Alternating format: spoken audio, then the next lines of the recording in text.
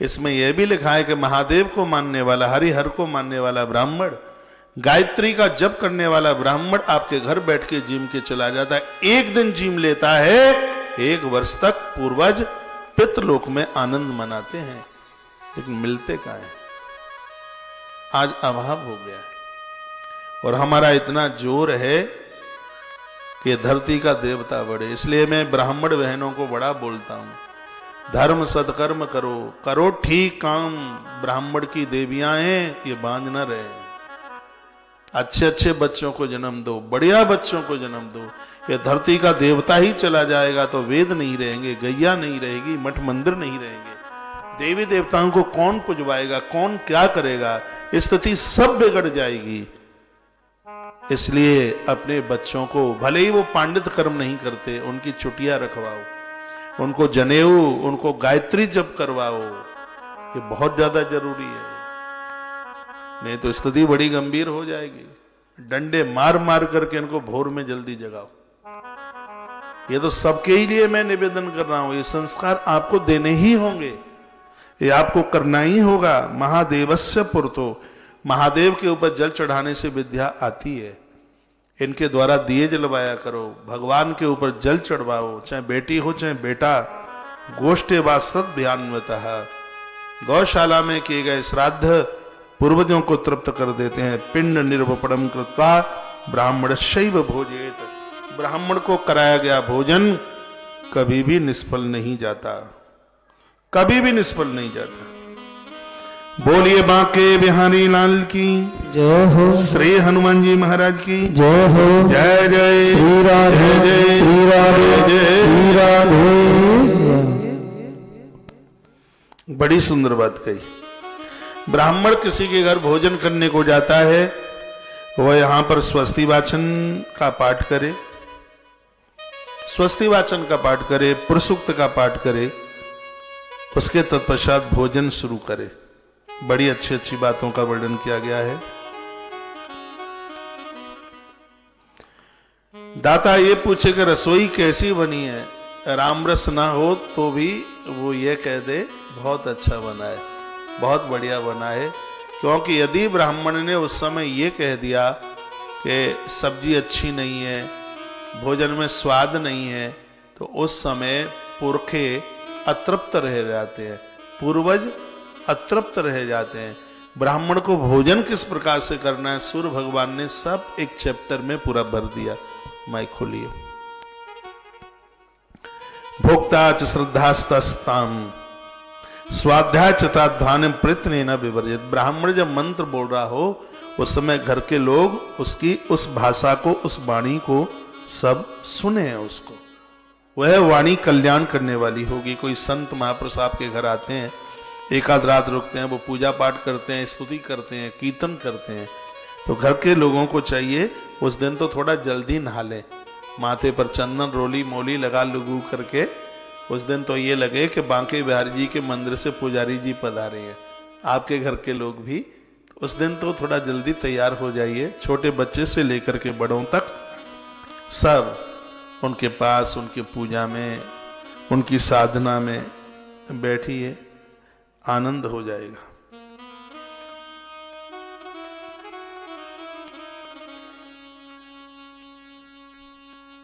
एक बार जयकरा लगाएं, बोलिए बांके बिहारी लाल की जय हो, श्री हनुमान जी महाराज की जय हो। ब्राह्मण को धर्मशास्त्र, पुराण, ग्रंथ, रुद्राष्टाध्यायी, ये सब चीजें, घी, दूध, दही, चावल, अन्न, गाय, हवन कुंड, हवन सामग्री, माला, चंदन, जनेऊ और खड़ाऊ, ये सब चीजें देने पर घर में अक्षय पुण्य बढ़ता है।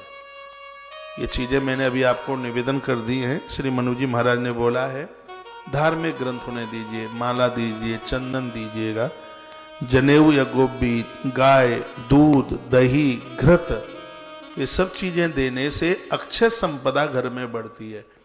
पूर्वजों की जब तिथि पड़ रही है और कोई ब्राह्मण आपके यहाँ जीमने को आता है तो ददादौ दक्षिणाम, देखिए गृहस्थ ब्राह्मण को जमाए तो दक्षिणा के बिना वो भोजन नहीं लगता। भले आप 1 टका दें, उसको अपनी श्रद्धा से दीजिएगा जरूर। लिखा है दो दक्षिणाम शक्त्या, शक्त्या यानी अपनी शक्ति के अनुसार, जितनी आपकी, लोभता से नहीं, कंजूसाई से नहीं। जिनके पास, यहां तो लिखा है जिनके पास है ही नहीं तो एक फूल तोड़ करके दे दें। दूर्वा हल्दी में उसको रंग करके दे दें, दूर्वा को दे दें। क्या अद्भुत कथा है, आनंद कर दिया है। और आपके पास है तो दीजिए। क्या क्या दीजिए? धर्मशास्त्र दीजिए, पुराण दीजिएगा, ग्रंथ दीजिएगा, उन्हें पंचांग दीजिए। पत्रा जानते हैं? ब्राह्मण को पत्रा देने की बड़ी महिमा है। जनेऊ दीजिए, घृत दीजिए, दूध दीजिए, दही दीजिए उन्हें, यज्ञोपवीत। इन सब चीजों को देने से अक्षय धर्म की प्राप्ति होती है। ये चीजें इतनी विशेष है। चरण पादुका और लिखा है, ये सब चीजें देने से अक्षय फल की प्राप्ति हो जाती है, अक्षय फल मिलता है। श्लोक बोले देता हूं, नहीं तो आप विश्वास करेंगे कि नहीं। धर्मशास्त्रम पुराणम च तथा अथव शिरस्तथा। मालाएं तुलसी रुद्राक्ष की कोई भी, रुद्राक्षम पौरुषम सूक्तम ब्राह्मण श्राव यस्ततः भुंजीर ब्राह्मण सर्वे भाग्यता घृत भोजन। मैंने पूर्व में भी कभी बोला था, ब्राह्मण को जब जिमाएं तो डालडा और ये रिफाइंड पास तक न आने दें।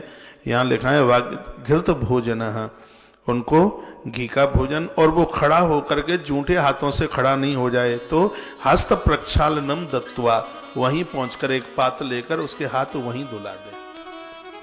हस्त प्रक्षालनम दत्वा कुर्यादु स्वस्थ वाचनम ददादु दक्षिणा शक्त्या।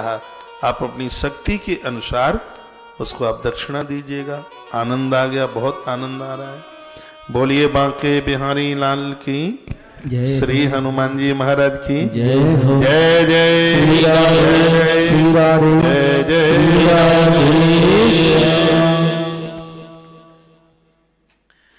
बड़े अच्छे सदाचार का वर्णन किया है, बहुत बढ़िया सदाचार का वर्णन किया। आनंद आ गया, बहुत मुझे खुशी मिल रही है। तो टाइम हो जाता है, ऐसी कथाओं तो छोड़ने का मन ही कहाँ होता है। तत्पश्चात अब आइए, ये गृहस्थ की इतनी सी बातें कही गई थी। अब वानप्रस्थ, जिनकी जिम्मेवारियां पूरी हो गई हैं, जो 60 से अब 61 में पहुंच गए हैं, जिनके यहां बेटों को बेटे हो गए हैं, वो थोड़ा कान का ढपोला खोल के सुन लें। अब जिनके बच्चे अब शादी के लायक हैं, वो भी अब कुछ दिनों के बाद सासू बनने वाली हैं, ससुर बनने वाले हैं, तो वो भी सुन लें। ये बातें आपके काम की होंगी और बड़ी अद्भुत बातें हैं। इसमें कथा में कहानियां कम निकली हैं, जीवन जीने के लिए सिद्धांत बहुत निकले हैं। माइक खोलो। और ये कथा मैं पहली बार ही कह रहा हूं सूर्य पुराण की, पहली बार। लेकिन ऐसा लग रहा है कि पहले एक आध बार और कह ली होगी, क्योंकि आवाज अटक नहीं रही होगी कहीं। ऐसा तो नहीं लग रहा होगा कि, तो जयकारा लगाओ फिर बांके बिहारी लाल की जय हो। श्री हनुमंत बलवंत महाराज की जय हो। आइए वानप्रस्थ 60 के ऊपर का। हमारे ग्रंथों में तो 50 के ऊपर वानप्रस्थ है, लेकिन 12-14 साल में शादियां हो जाती थी तब की बात है। अब तो 25 से पहले तो होती नहीं है, तो इधर 10 साल बढ़ा दिया, 50 का 60 कर दिया। नहीं तो 50 के बाद में स्वर ही गणित का बदलता है। 50 के बाद अंक आता है 51। घर में बहुत रह लिए, अब वन में आ जाओ। 51, 1 अकेले आ जाओ, कोई दिक्कत की बात नहीं है। पत्नी नहीं आती, कोई दिक्कत की बात नहीं है। 51 अकेले आ जाओ, आ जाओ। अब वन में रहना है। चलो 50 में तो फ्री नहीं हो पाते बच्चों से, तो 60 में, लेकिन अब तो 60 सो पाठा। हाँ, जवानी तो 60 में ही आती है। पहले तो कुछ कर नहीं पाए, अब उनको लगता है कि आकाश के तारों को नीचे उतार करके रख दें। सूर्य भगवान बोलते हैं, मनु अथा धर्मो वनस्थान मुक्चते सुनतु दजहा प्रीतो भवतु योनासु भगवान भग्न नेत्राहा। कितना सुंदर कहते हैं। सूर्य जी सौनक ऋषियों को सुना रहे हैं, हे ध्वजगण, अब वानप्रस्थ धर्म को कहता हूं, जिसे आप ठीक से सुन लीजिएगा। यदि जिन्हें अपना कल्याण चाहना है, जो अपना आत्म उद्धार चाहते हैं, तो उनके लिए कहा कि पत्नी को पुत्रों के संरक्षण में छोड़कर, यह भी बात लिखी है, पुत्रेषु भार्या निक्षिप्य वनम गच्छेद द्विजोत्तमा। क्या लिखा है? पुत्रेषु भार्या निक्षिप्य वनम गच्छेद द्विजोत्तमा। इसमें लिखा हुआ है कि पत्नी को पुत्रों के पास छोड़कर, यदि बच्चे राजी नहीं है तो उसे संग ले लीजिएगा, नहीं तो धरती के हर पुत्र के लिए माता पिता के ऋण से उतरने के लिए, पिता भजन के लिए जाना चाहता है, आप मां जगदम्बा की तरह अपनी मां को अपने पास रखिए, उसकी पूजा कीजिए, उसकी शुश्रूषा कीजिए, उसकी देखभाल कीजिए। पिता जाते हैं भजन के लिए, वानप्रस्थी जीवन जी रहे हैं, आप मत रोकिएगा उनको, मां को आप संभालिए। बच्चों के ऊपर पुरुष अपनी पत्नी को छोड़ के आता है, उसे कोई दोष नहीं लगता। माता पिता के पास पुरुष अपनी पत्नी को छोड़ के आता है, उसे कोई दोष नहीं लगता। ग्रंथकार ने वर्णन किया है। तो पुत्रेषु भार्या निक्षिप वनम गच्छेद द्विजोत्तमः, फिर वह वानप्रस्थ जीवन जिए। फल मूला सनो नित्यम पंच यज्ञ परायणः, रोटियों के लिए जीवन ना जिए। लिखा है इसमें, ग्रंथ में लिखा है, 8 ग्रास वानप्रस्थ जीवन में मिल जाए, इससे प्राण बचे रहेंगे। 8 ग्रास, 8 ग्रास। अब ग्रास इतना बड़ा हो तो मैं नहीं कह सकता, मुंह में जितना आ जाए, मुंह में आवे गलुआ ना फूले, खाते समय गलुआ जानते हो? हाँ, 1 ग्रास मुंह में, जिसको आराम से चबा ले। 8 लिखा है ना, अष्टौ ग्रासांश भुंजीता है। सुनने में तो आपको लगता होगा ये अपनी तरफ से सिगरी बातें बोल रहे, मुझसे अपनी तरफ से कुछ आता ही नहीं है, ये मेरे अंदर बड़ी कमजोरी है। मुझसे हंसाने वाली बातें नहीं आती, मुझसे चुटकुले, कभी पढ़े ही नहीं है तो चुटकुले आएंगे कहां से? अब हमने कहा, अब इसमें लिखा है कि गलुआ ना फूले, नहीं तो तुम ग्रास इतना बड़ा लगा लो। सुबह हम बंदरों को रोटी चना डालने को जाते हैं, कुछ इतने होशियार बंदर हैं, खूब खाएंगे, फिर गलुआ में छिपा के रख लेंगे, उनकी टेंटुली फूल जाएगी। यहाँ मैंने कहा, अरे इस बीमार है क्या? बच्चा बोलता, नहीं महाराज जी, इसने अपने गलुआ में रात की ब्यारू की व्यवस्था करके रख ली है। अष्टौ ग्रासांश भुंजीता है, 8 ग्रास भोजन प्राणों को बचाने के लिए बहुत है। चीरवासा भवे जटी ही, वस्त्र इतना हो जिसमें वो अपनी लज्जा बचा ले, बस कमर से लेकर के घुटने तक, बस इतना उसके पास वस्त्र हो, और ज्यादा दुनिया की चीजें वो वानप्रस्थ जीवन में ये सब वो इकट्ठा ना करे। फल मूला सनो नित्यम, वृक्षों ने पत्ते दिए हैं, फल दिए हैं, उसी को खा करके नदियों का पानी पी ले।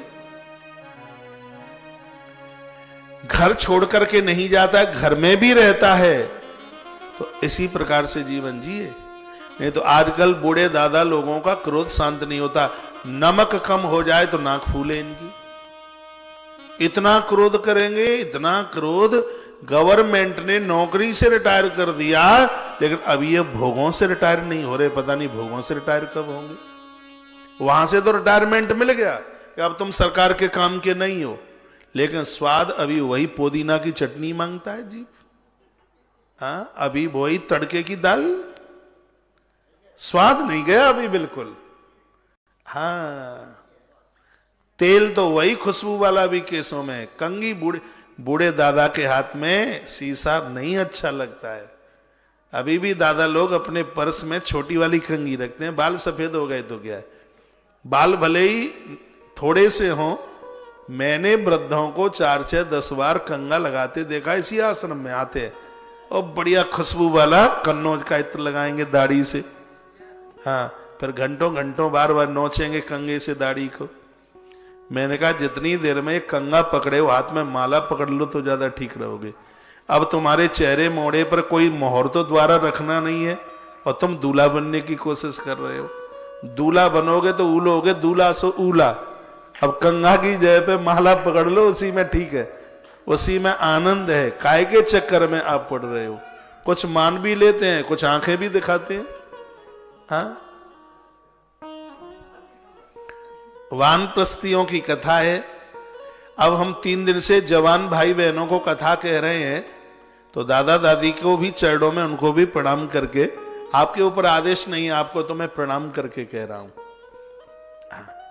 क्या पवित्रता का वर्णन किया है कि वृद्धावस्था में पति और पत्नी यदि संग में है, साथ में है, तो कैसे वह रहें, कितनी पवित्रता के साथ। ग्रंथ तो ये कहता है कि जो पवित्रता बहन और भाई के अंदर होती है, उस पवित्रता के साथ। एक शब्द मुझे कहने में इतनी लाज लग रही है, इतनी लाज लग रही है महाराज जी। इसमें यह लिखा है कि यदि गच्छेद पत्नी को ब्रह्मचर्येण सर्वधा, यदि गच्छेद ध्वनि भार्या प्राश्यति भवित ध्वजः। इसमें लिखा है कि वानप्रस्थ जीवन में यदि 60 के तत्पश्चात यदि वो इस जीवन में भी अभी संसार में कामुक बन करके जीवन जी रहे हैं, इस वानप्रस्थ जीवन में भी यदि किसी नारी के गर्भ में संतान आकर के विराजित हो जाए उसके उदर में, उस वानप्रस्थ जीवन में, तो उन दोनों को चांडाल और चांडालिनी की संज्ञा दी गई है भगवान सूर्य देवता के द्वारा। भगवान सूर्य नारायण इस बात को कहते हैं। और यदि आप गलत बोल रहे हो तो कभी भी इस बात को हमसे आप समाधान, कहां पर यह लिखा है, यह 20 नंबर का अध्याय है, सूर्य पुराण का 2nd अंश है, 20 नंबर का यह अध्याय है। आदि गर्भो भवत तस्या सा चांडालो समो भवेत, 7 नंबर का श्लोक है। सूर्य पुराण अंश 2 अध्याय नंबर 20 और श्लोक नंबर 7। इसलिए कृपया सावधान, जीवन बढ़िया जी लें तो ठीक है, दुर्गति हो गई बहुत दिक्कत हो जाएगी, बहुत परेशानी हो जाएगी। इसलिए पूर्व के समय में ये वानप्रस्थ जीवन ज्यादा से ज्यादा तीर्थों में निकलता था, ज्यादा से ज्यादा वन में निकलता था, क्योंकि संसार की कालमा में रहकर और मुंह काला करने से रोक लें तो बड़ी मुश्किल की बात होती है। अब बच्चों को भी बच्चे हो गए हैं भैया, नाती की सगाई, नतनी बहू आ गई, लेकिन संसार की जलेबियां नहीं छूटती, धिक्कारता की बात है। बुढ़ापे में, वृद्धावस्था में पति पत्नी फोटो खिंचाएं तो वृद्धावस्था में खींची गई फोटो पति और पत्नी जैसी नहीं लगती, बुढ़ापे में खींची गई फोटो कभी भी आप देख लेना बहन और भाई जैसी लगती है। मैं ये नहीं कह रहा हूं कि बहन भाई बन जाएं, लेकिन एक साइकोलॉजी आप देखिए, एक दर्शन देखिए, एक प्रकृति का रूप देखिएगा। वृद्धावस्था में दोनों की खींची गई फोटो यह संदेश देती है कि यह वृद्धावस्था वानप्रस्थ जीवन इतनी पवित्रता के साथ नहीं निकलेगा तब तक कल्याण नहीं हो सकता, नहीं हो सकता। वानप्रस्थ जीवन तो तपस्या के लिए है, भोगों के लिए नहीं है बिल्कुल भी। बर्जित द्वामान जाता नहीं भैया, बर्जित बताया गया आदि गर्भो भवित तस्या स चांडाला समो भवेद सर्वभूतानुकंपी। देखो धरती कंपित हो जाती है वानप्रस्थ जीवन में, जब कोई भोग में डूबा हुआ होता है थर थर कांपती है धरती माता, मोटे मोटे आंसुओं से रोती है मां धरती। क्विंटलों का वजन डाल दो इस धरती पर, इस धरती को कोई फर्क नहीं पड़ता। और वृद्धावस्था में, इस बुढ़ापे में स्त्री पुरुष काम कीड़ा बन करके जीते हैं, धरती माता मोटे मोटे आंसुओं से रोती है।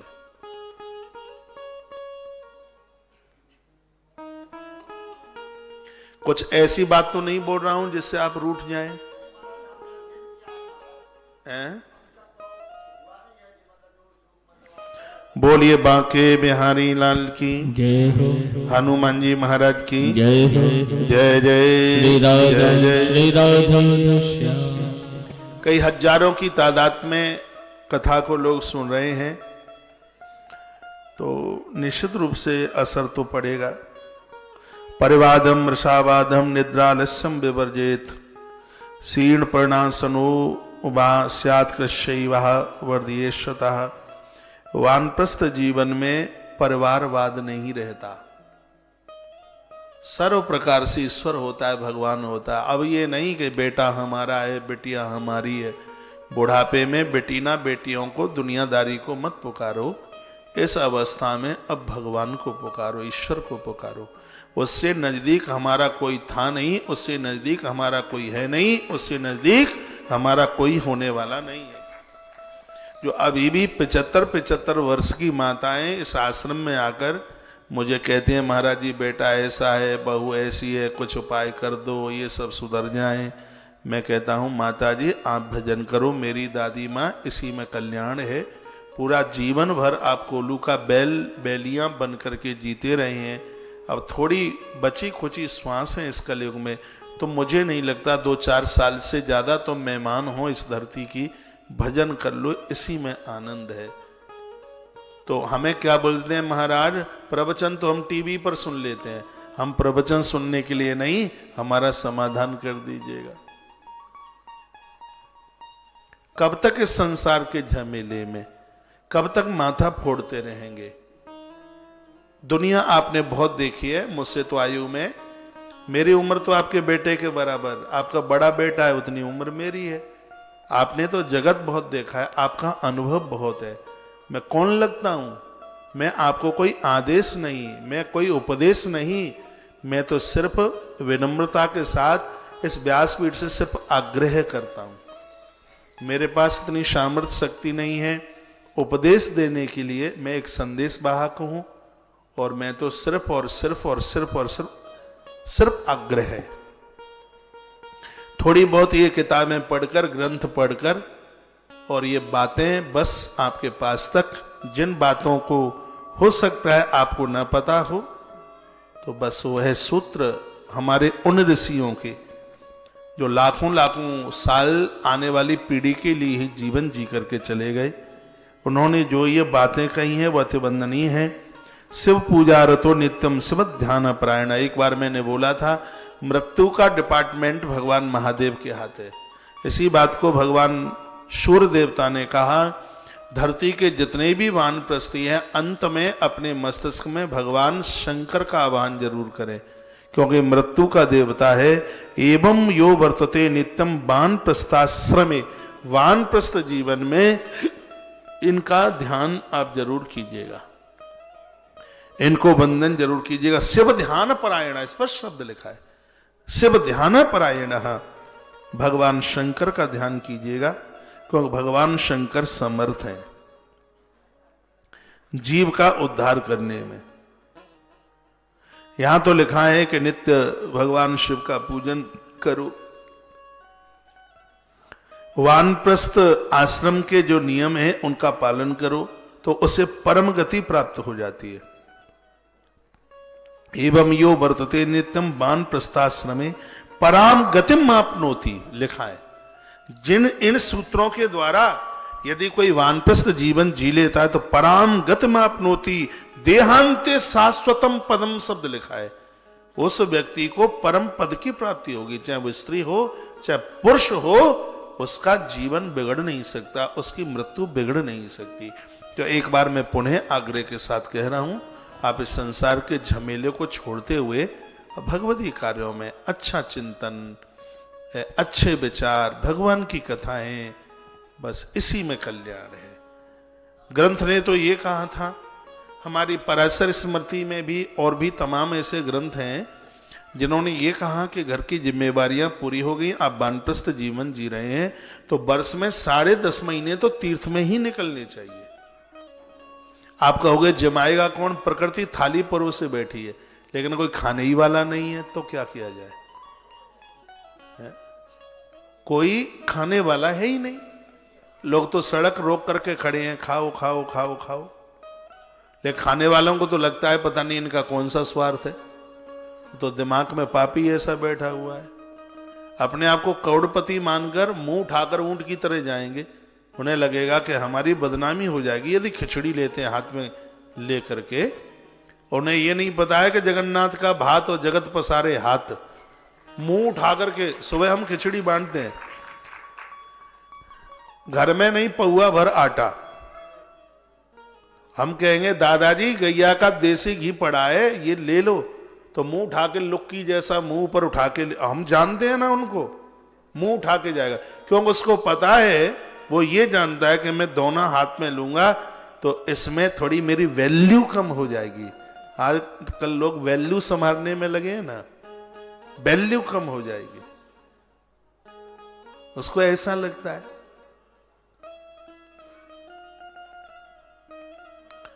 बहुत आग्रह पूर्वक हमारा निवेदन है, तीर्थों में 8 दिन में एक भी बार मिल जाए तीर्थ मन छोड़ना। तीर्थों में साधना का 100 गुना, करोड़ गुना नहीं, अनंत गुना फल प्राप्त हो जाता है। मन एकाग्रचित्त हो जाता है।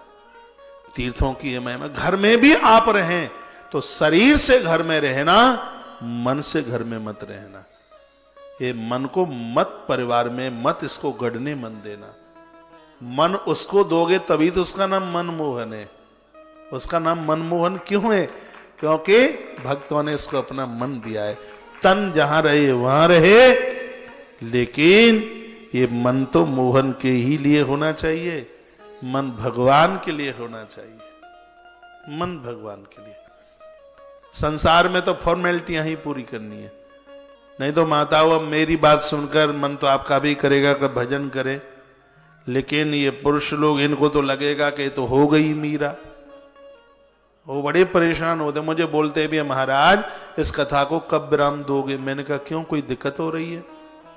हकीकत बिल्कुल। तो उन्होंने कहा कब विराम दे रहे हो इस कथा को? मैंने कहा कोई बात हो तो बताइए। नहीं, आप बता दें कब विराम दे रहे हो। मैंने कहा बोलिए तो सही। बोले कि पत्नी ने मंगलवार शुरू कर दिया, पत्नी ने एकादशी शुरू कर दी। जब देखे हम घर में सुबह से लेके मैं जगता हूं तो तुम्हारी कथा, और रात को सोता हूं तो तुम्हारी कथा। हमारे पास तो उसे टाइम ही नहीं है बैठने के लिए। अभी परसों की बात है, मुझे भी बहुत हंसी आई सुन के। मैंने कहा तो तुम्हारा सही बताइए, घर का कोई काम बिगड़ा है? भोजन तो सबको मिल रहे होंगे। हाँ, वो तो टाइम से हो रहा है, पहले लेट भी हो जाता था, अब तो सब टाइम से। हमने कहा तो यही तो कथा का प्रभाव है। कहा पहले तो कभी लड़ भी लेती थी, लेकिन अब तो बिल्कुल शांत है। मैंने कहा तो कथा क्यों बंद करवा रहे हो फिर? वो फिर भी थोड़ा हमारे पास नहीं बैठती है। मैंने कहा जीवन भर तो तुम्हारे पास बैठती रही, अब उसको भगवान के पास बैठ लेने दो। हाँ, जीवन तो पूरा निकल गया, तुम्हारा मुंह देखते देखते बेचारी को पूरा जिंदगी, और तुमने भी इतना मुंह देख लिया, कितना मुंह देखोगे? हैं, मुंह ही देखते रहोगे। अब भगवान का मुंह देख लो, पता नहीं कब तक मुंह देखेंगे। तुम्हें 40 साल हो गई मुंह देखते देखते, अभी तक मुंह नहीं देख पाए। भजन करो। जो ये वानप्रस्थ अद्भुत जो कथा कही गई है, ओ भैया आनंद देने वाली है। निर्ममो निर्भयो नित्यम। वानप्रस्थी को निर्भय होना चाहिए। उसको भय, काय का भय, काय का डर? निडर, निर्भीक। दुनिया तुम्हें कल छोड़े तो आज ही छोड़ दे, और आप इसलिए परेशान हैं, खोपड़े में दर्द इसलिए बेटा छोड़ के चला गया, और एक दिन सभी को छोड़ के जाना है, फिर क्या करोगे? इसलिए परेशान है। बहू बोलती नहीं। अरे ना बोले क्या बात, हम बोले लेते हैं ना आपसे, है? आपको बहू के ही बोल अच्छे लगेंगे। बहू बोलती नहीं है, बेटा बोलता नहीं है, आदमी भी बोलता नहीं है, और इसी में परेशान हो रहे हैं। पता नहीं क्या है। किसी का आदमी बाबा बूबा इस बुढ़ापे में भी हो जाए तो ये हमें बोलेंगे, महाराज जी देखो देखो ऐसी सूझी है, 70 साल में बाबा हो गया है। मैंने कहा तुम बाई नहीं हो पाई तो वो बाबा हो गया है, तो तुम काई क्यों रो रही हो? अब और क्या तुम्हें चाहिए? क्यों, काय के लिए तुम परेशान हो? वो भजन करेगा, तुम्हारा परिवार का कल्याण हो जाएगा। उसको बस थोड़ा पास में होता तो ज्यादा ठीक होता। मैंने कहा पूरा कुनबा तो तुम्हारे पास है, लड़का तुम्हारे पास, लड़का के लड़के तुम्हारे पास है, तुम्हारा तो छूटता नहीं है। वो छोड़ करके चला गया तो मैं तो ताली बजानी चाहिए, कल्याण उसका भजन तुम्हारा कर देगा। ऐसे ताली बजाओ जैसे महात्मा जी बजा रहे हैं।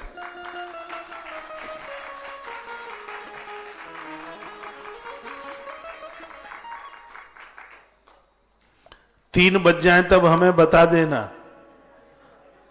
है? बज गए? देखो ये जल्दी क्यों बज जाते हैं? मेरा बस चले तो सुई से लटक जाऊं।